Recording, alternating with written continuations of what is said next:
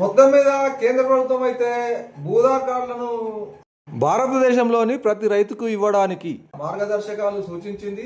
ఒక కమతానికి ఆ యొక్క సర్వే నంబర్ కానీ ఇంకా ఎంత విస్తీర్ణం ఉంది, ఒక రగ్బా ఉంటుంది దానికి, అది విస్తీర్ణం ఎంత ఉంది, దాని మీద రైతులు ఎంతమంది ఉన్నారు అనే నిర్ధారణ చేసి కమతానికి ఒక ఐడి నంబర్ ఇచ్చి భూధార్ కార్డులు ఇష్యూ చేసి రైతులకు ఇవ్వాలని చెప్పి ప్రతిపాదన తెచ్చింది.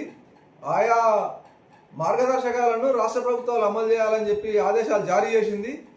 మరి నిజంగా కూడా ఇది ఇట్లా అమలు చేసి ఒకవేళ నిజంగా ఇది ఒక రూపం దాల్చితే రైతులకు కంటి నిండా నిద్ర పడుతుంది, మంచిగా తింటే కూడా పైన పడుతుంది, ఎలాంటి భూ సమస్యలు రాకుండా రేపు నీ బ్యాంకులో అమౌంట్ కదా నువ్వు తీస్తే అమౌంట్ మైనస్ అయ్యి వేస్తే మళ్ళా జమ అయినట్టుగా నీకు ఎంటదెంట దాంట్లో భూమి నువ్వు ట్రాన్సాక్షన్ చేసినప్పుడల్లా వెంటనే జమ అయిపోతుంది, నీకు పైసలు ఎన్ని ఉన్నాయి, ఎన్ని పోయినాయి, ఎన్ని కథ అని సూచించినట్టుగా భూమి వివరాలు కూడా అదే రకంగా చూపించేదే భూధార్ కార్డు.